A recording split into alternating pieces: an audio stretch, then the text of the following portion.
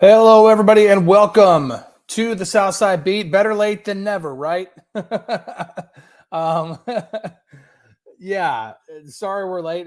Usually this goes live at about 3 o'clock Eastern, and it's 3:06. So sorry for the tardiness there, but technical issues. For whatever reason, my camera wasn't wanting to connect and stay connected, and finally got it figured out, I think. So if I all of a sudden disappear, you know why. So either way, we're gonna plow forward, move on, whatever we need to do to try to move past the technical difficulties to actually talk some Steelers football today. So yeah, welcome. It is Wednesday, right? Yeah, it's Wednesday, April 5th, April 3rd. Sorry, I can't read. It's Wednesday, April 3rd. My name is Chris Halicke. Thank you for joining the Southside Beat today. Corey Christen, not in today, most likely will not be. He was covering something for Pitt today, and, you know, Pittsburgh traffic. I think that's a legitimate excuse. So, yeah. So we're going solo today. So you guys are more than welcome to bring your questions, bring your comments, bring your concerns. You guys can hop into the co-host chair and help drive the conversation. Like let's do that. So really quick, just to start this off, obviously a big trade went down today in the grand scheme of things. Sorry, I just got done eating lunch too, so if I got food in my teeth, I'm sorry. Yeah, big trade today. Stephon Diggs going from the Bills to the Texans. Big time trade, and you guys are already on it in the comments, talking about the potential cap hits go with that, the repercussions of that. When you're talking about Buffalo's receiver room, like who the heck's going to catch passes from Josh Allen now, outside of their tight ends, pretty much. And then you've got the Texans room, man. You got Stephon Diggs, Nico Collins, Tank Dell, like it's a I think Robert Woods too, if I'm not mistaken. Like it's a loaded receiver room right now, and that's pretty impressive for the Texans, and they're continuing to build off of what they did last year. But to put this into a Steelers perspective, you really begin to kind of look around and see, okay, how can the Steelers possibly, make any kind of, move ahead of the draft to improve the roster? And I think that this Stephon Diggs trade is a good place to look, because I'm going to pull up the return here for Diggs, which to me, whenever I first saw it, was like, okay, this is Stephon Diggs. This is, one of the better receivers in the league. And the trade package just was not as much as I initially expected it to be. Let me try to find it here real quick. Let's see. Here we go. The Bills. So the Texans received Stephon Diggs, a 2024 6th-round pick, and 2025 5th-round pick. So the Texans got Stephon Diggs and 2 draft picks, right? The Bills received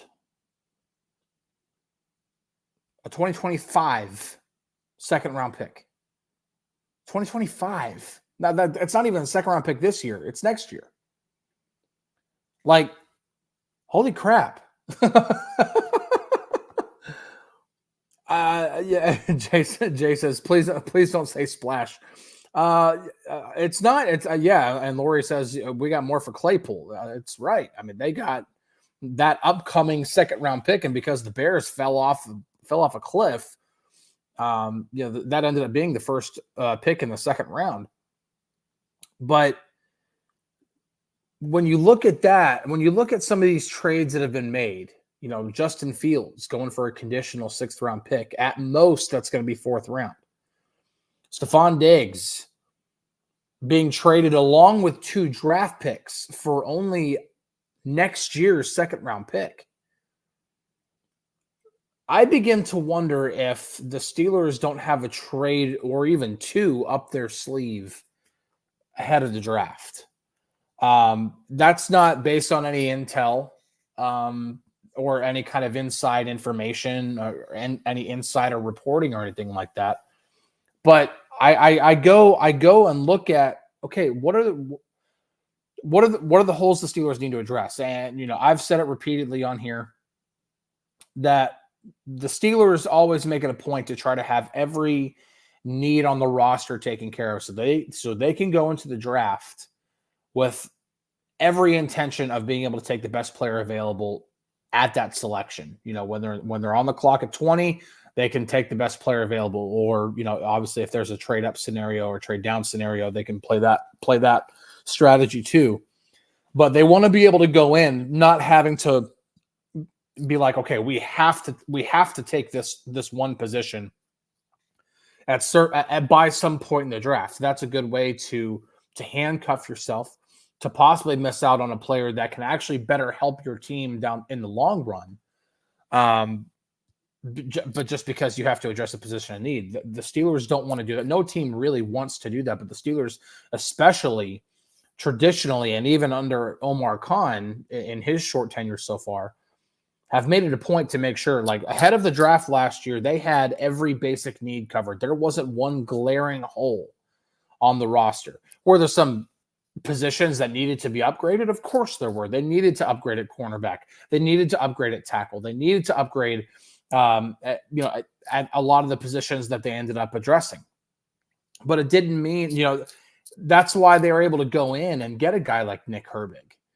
Edge rusher obviously was far from the biggest need. If anything, it was the position that was the most secured ahead of the draft, but they still took a guy because he was the best player available at that spot in the draft. And look at what he did. Look at the impact he made on special teams. Look at the impact he made whenever he had the few defensive snaps that he did. He made an impact whenever he played, and you don't get that type of a guy if by the time you get to the fourth round, you're still trying to address some needs.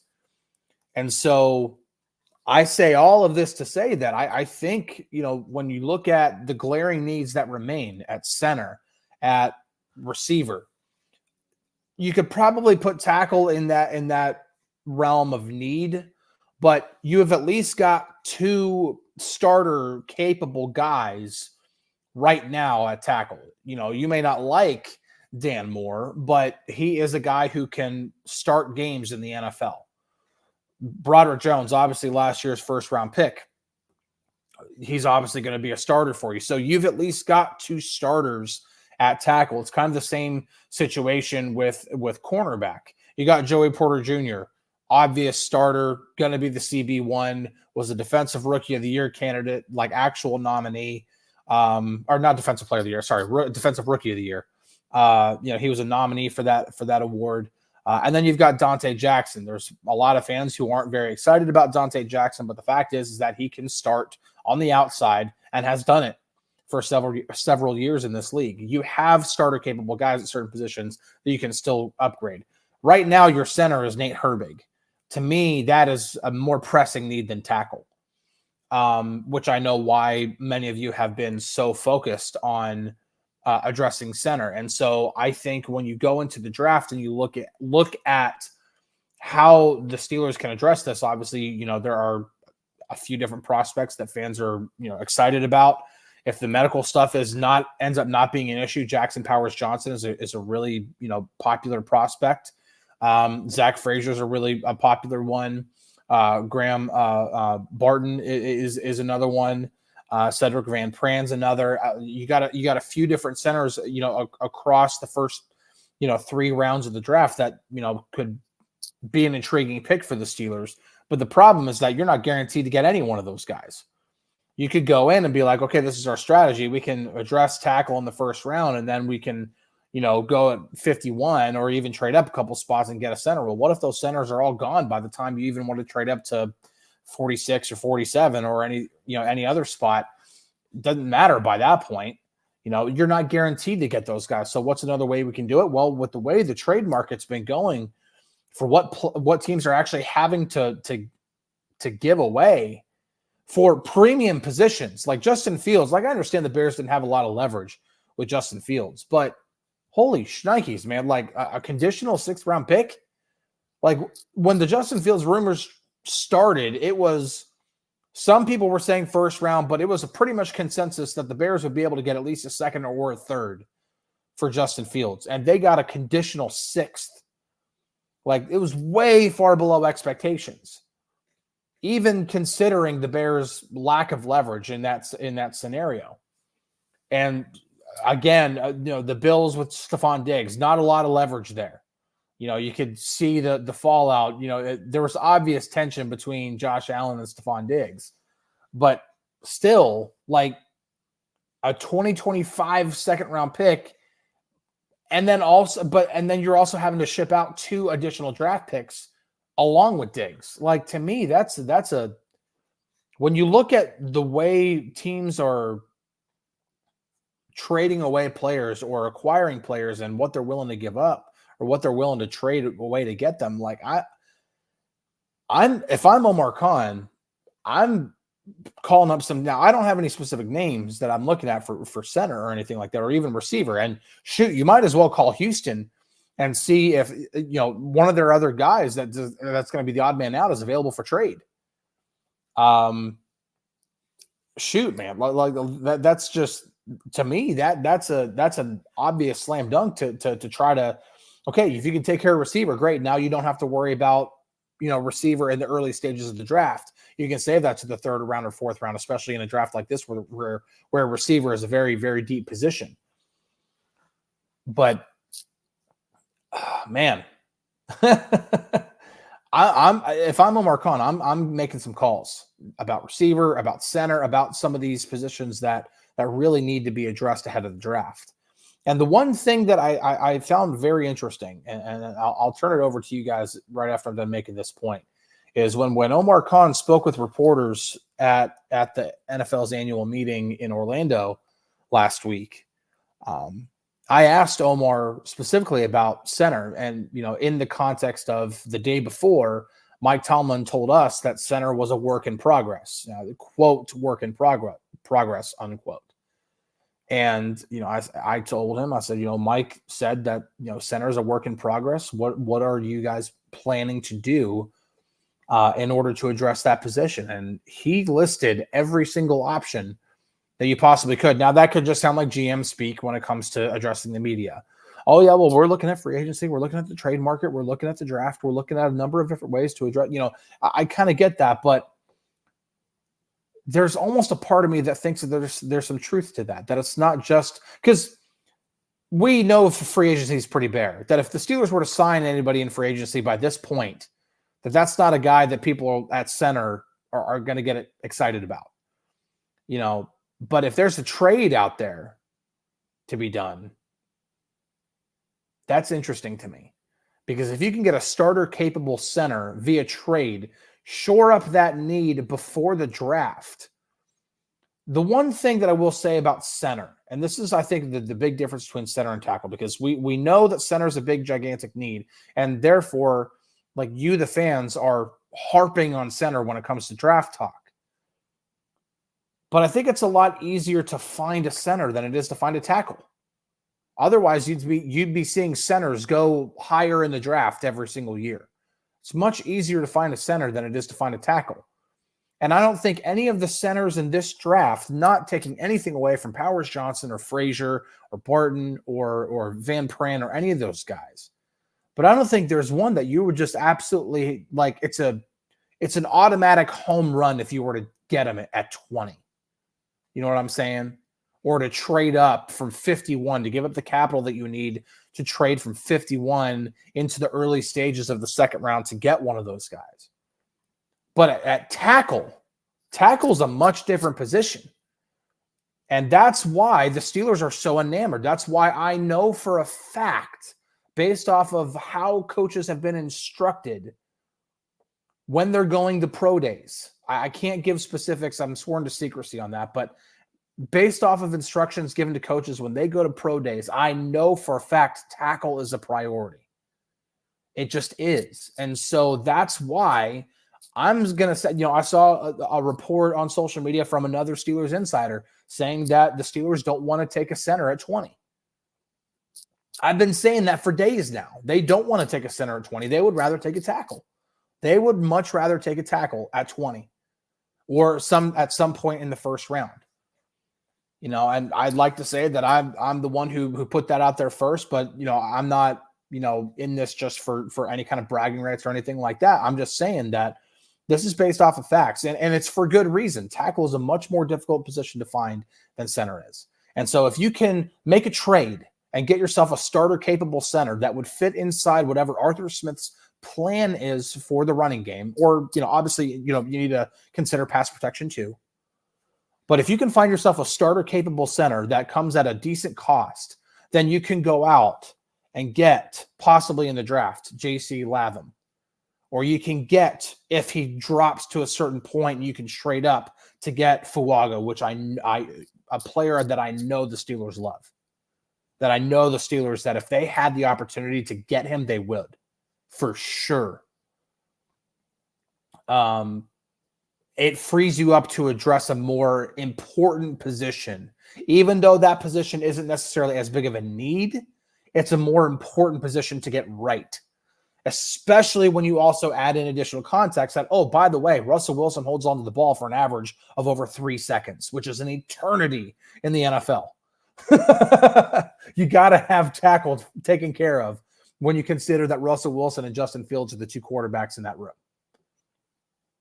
So, yeah, and Stephen A. says Mims. Mims is another guy. I mean, you got a handful of tackles that could all possibly be in the Steelers' range in the first round. And to me, that should get you more excited, because then the Steelers could have cost control tackles for the next 3 seasons. Rookie contracts next 3 seasons for both of your starting tackles before you'd have to pick up or decide, obviously make a decision on Broderick Jones's 5th-year option. That to me, and Brad Richards says it here, got to get the bookends. I agree. If you can take care of, because we already know the Steelers are good at guard. They're good at guard. Isaac Seumalo and James Daniels is a heck of a duo. Might be one of the more underrated ones in the league. I'm not saying it's like top 5 or anything like that, but it's a really solid pair of guards. And so if you can take care of the tackles on the outside too,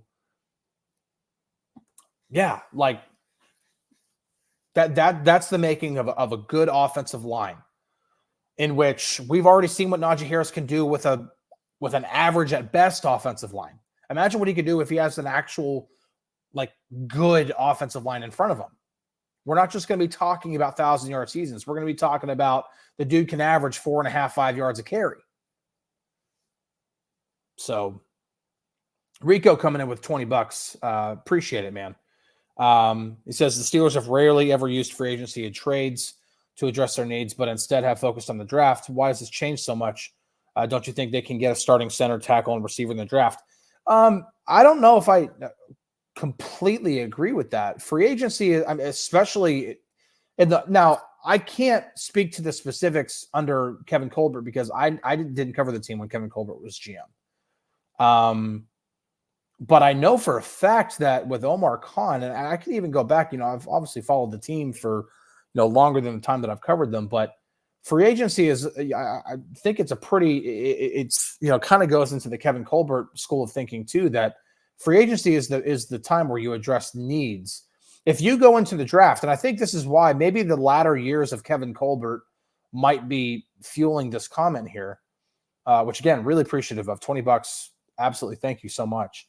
The latter stages, the latter years of Kevin Colbert's tenure, they did draft more for need. And you can see the failures of those draft classes. There's nobody here anymore from the 18 and 19 drafts. Nobody.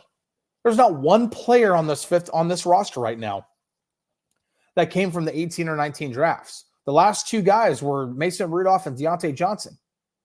That's it. And they're both, obviously Deontay's in Carolina, Mason Rudolph's in Tennessee.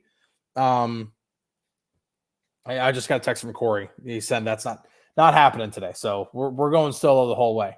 But yeah, it's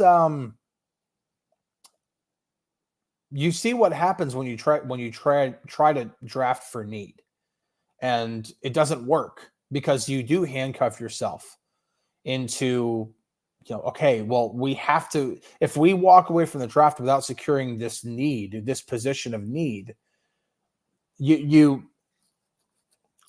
I can't think of a different way to say it other than you handcuff yourself. You take away any possibility. The best way to think about it is this way: free agency is a place where you can take care of all the holes on your roster, and then the draft is a place where you can acquire franchise cornerstones. Right.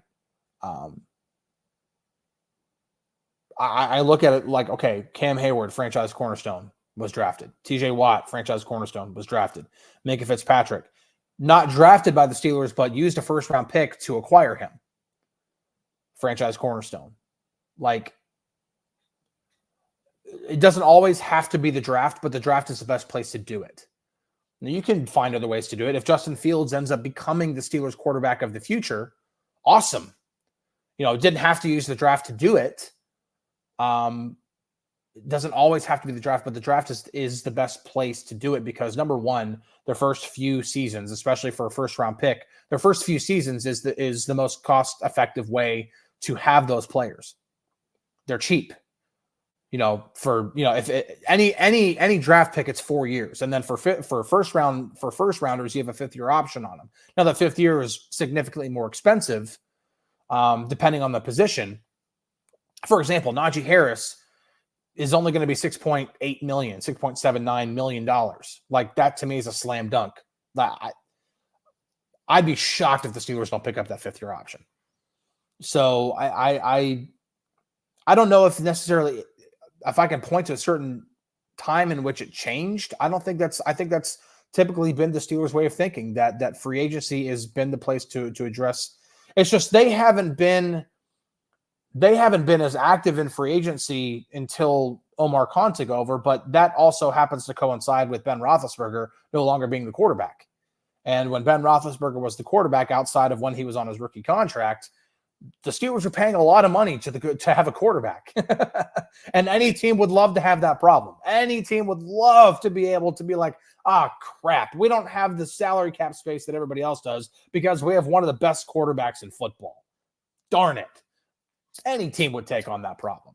But that was just something that Kevin Colbert had to be a bit more creative with how he used free agency to address holes, because a good portion of the salary cap was always dedicated to having Ben Roethlisberger. So that's a big one. I still think that Omar Khan, and Rico comes in with $2 more and says, it started with Khan because they had more cap space. Yeah, of course. That's the point I'm making. Let's see here. Let's go through some comments. I know I missed a few here. But I really wanted to kind of address that in full context, that when you see what's going on around the league, when you see what obviously one of them affected the Steelers directly because they acquired Justin Fields. But when you see a guy like Stephon Diggs, who is very, very talented and is a great addition to the Houston receiver room, a position that was already so strong, and you see what they gave up, like what the entire trade was, it's like, holy crap, man, there's got to be a way that the Steelers can either address receiver or address center in that way so that they can go into the draft with more freedom. Not feeling you have to go, we got to get tackle, center, receiver first 3 rounds, and we have to do it in that order. Well, what if all the tackles that you wanted to take in the first round are gone? Are you going to pivot and take a center at 20? Or even if you were to trade down to 28 or 29, that still might be way too high to take one of those centers. It just might be, depending on who else is there.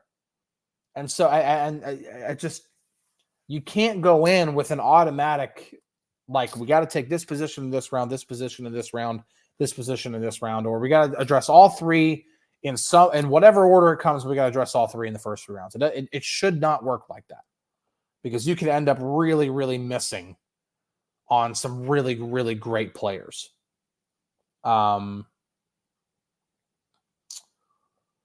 And see, Mike in Texas brings up a point here. He says, better hope Frazier falls because I don't see him at 51 without it.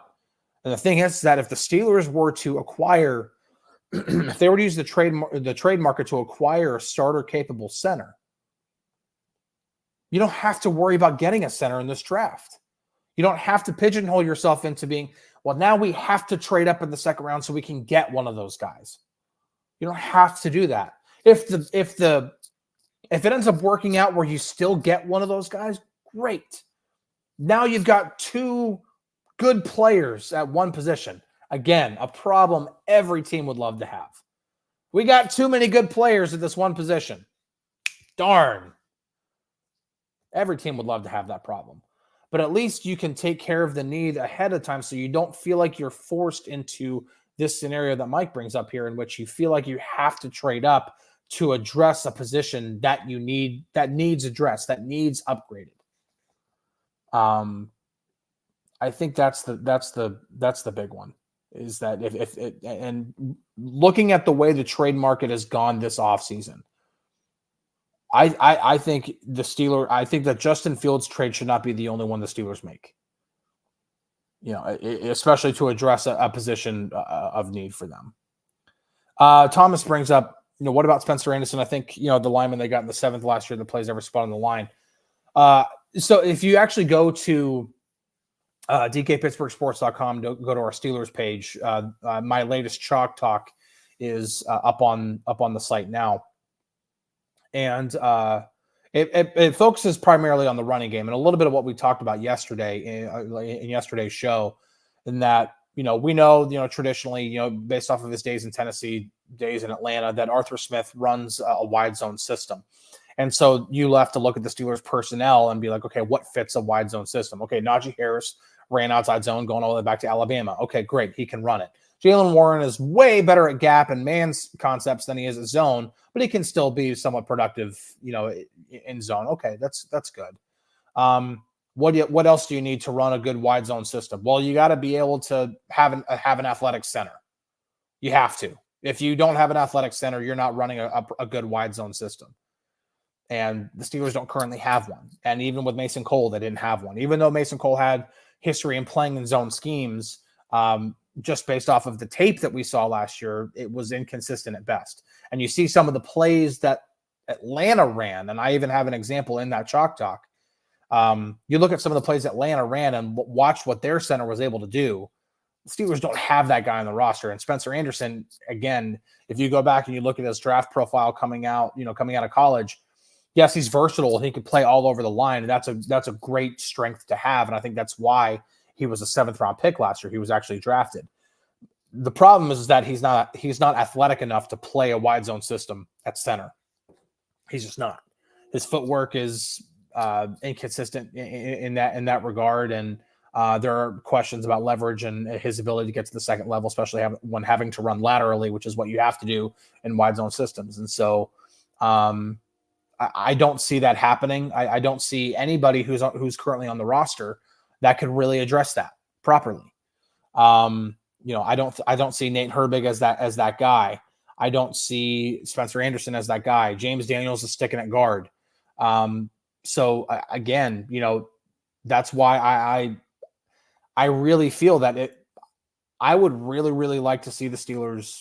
I think it would behoove them to really, really try to work the phones and see if there's a starter capable center out there. And maybe I'll do some homework on this, and maybe this can be next week's Chalk Talk. And maybe that will be completely taken off of my plate because maybe Omar Khan pulls off a trade before then. Rick says, okay, are there any under the radar, specifically wide zone centers in the draft? You're not necessarily looking at just a guy who's been able to run that system in college. You're looking at guys who are athletic enough to run it. Zach Frazier is athletic enough to run it. Barton is athletic enough to run it.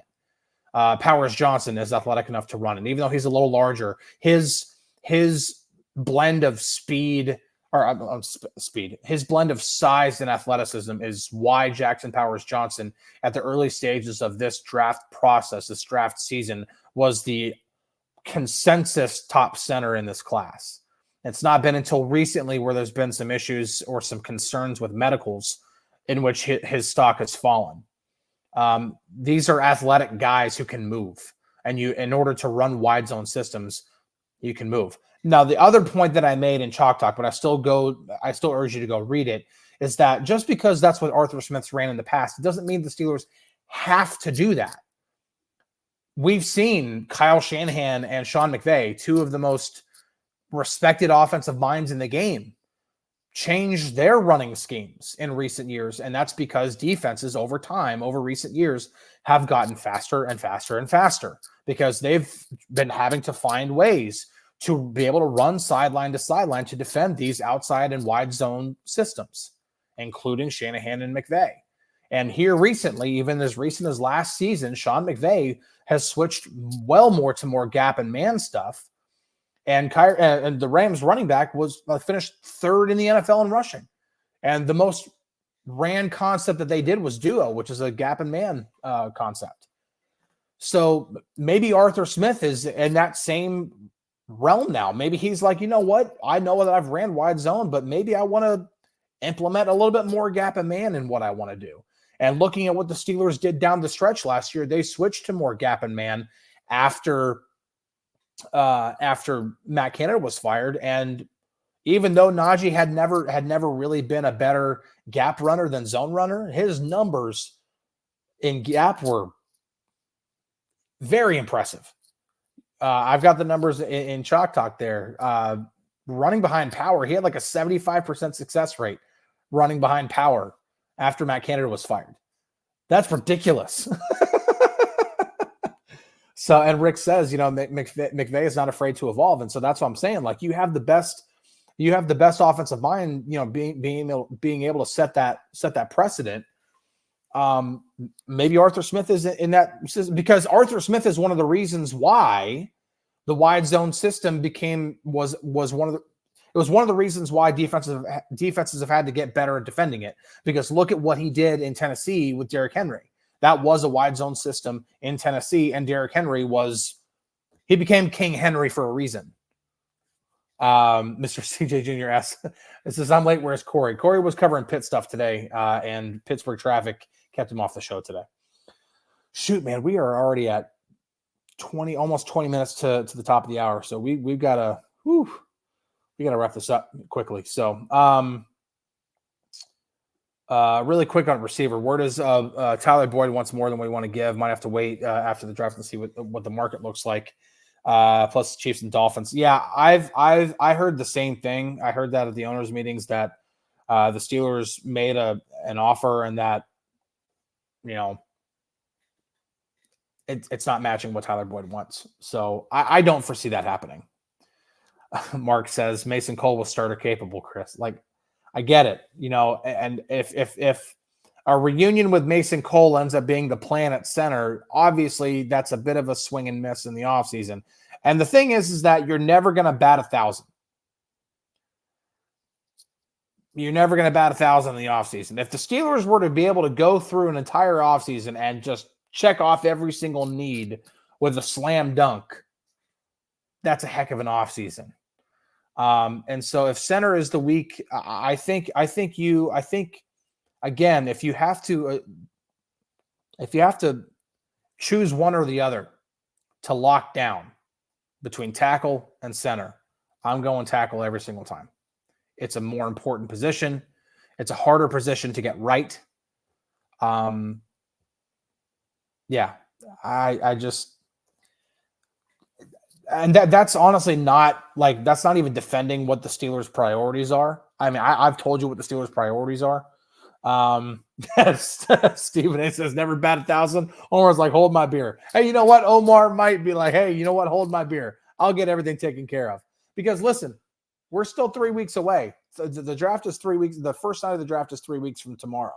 They can still get a lot done in the next 3 weeks. Shoot, man, Allen Robinson, his introductory press conference with the Steelers was the same day last year as when Mike Tomlin and Omar Khan did their pre-draft press conference.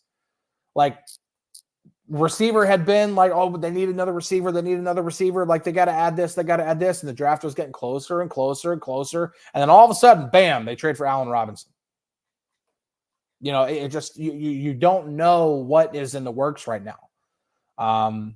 And the fact that Omar Khan could possibly be entertaining the trade market for a center, and then when you look at what certain players are going for in trades, like, man, you know what? The Steelers could possibly get themselves a starting center via the trade market without having to give away a lot of draft capital. So, Mark says, I agree, Chris, but no more messing around at center. I agree. Center is a big time need. They need to get a better one for sure. I'm not denying that at all. I'm fully agreeing with you. But I fully believe that, not only because I know what the Steelers are doing, but tackle is a bigger priority. And I think that's why, if the Steelers are going in guns blazing into the draft, they want to be able to go guns blazing and get themselves the tackle that they really want. They want to have the freedom to be able to do whatever they can possibly do. If there's like one guy that they really, really want, and there's a certain spot in the draft, there's a certain spot in the first round, whether it be 14 or 15 or whatever, that they're willing to trade up, or if that player's there and they're willing to trade up, they want to be able to have all the flexibility in the world to be like, you know what? What if we gave our earlier third round pick so that we can trade up to get that spot, so we can get the guy that we want? Just knock my camera. Like, they want to be able to do that, not to be like, well, now we can't do that because we have to be able to take a tackle to take a tackle now, to take a center in the second round, and take a receiver in the third round, because we didn't address those positions ahead of the draft. So you want to have the utmost flexibility to be able to get the guys that you want in the draft. And I think that's a good place to end it, because I got less than 2 minutes before I have to leave to go get my kids from school. So great show today, guys. Appreciate your comments and for everybody tuning in. Man, if you're in here still before the show ends, smash that like button real quick, man. Anything and everything helps when it comes to this show growing. Every like helps. Trust me. So appreciate you guys. Thank you so much. Corey may be back tomorrow. We gotta meet up and or at least talk on the phone and talk about what the plan is for tomorrow and Friday. But actually, Friday might not be a thing for Corey, because I believe, based off of internal conversations last night, that Corey's actually going to be going to Indy on Friday to cover Paul Skeens' next start. Got some Pirate stuff going on, so that'd be cool. So maybe and Pittsburgh Hornet asks as if there's any Moan today. I appreciate it, Damon. I was actually trying to choose this one. Any Moan today? I don't know. I don't know for sure if the Ramon show is going on today. Let me see if they've scheduled a show. I can actually pull it up real quick. Maybe my computer's running slow. Maybe not. I don't know. Beauty of a live show right here. I don't see one scheduled, so I can't say for sure. But maybe. All right, that's my alarm. I gotta go. Peace out, guys. Catch you guys on the flippity flip. Catch you guys tomorrow, no matter what. Whether it's Chris solo again, I'm more than happy to do it. Or whether it's Chris and Corey, obviously I'd rather do that. I like the conversation, like the back and forth, like disagreeing. Sometimes it's fun. So talk to you guys tomorrow. Peace out. Catch you guys flippity flip. All the Michael Scott references in the world. Guys, take care.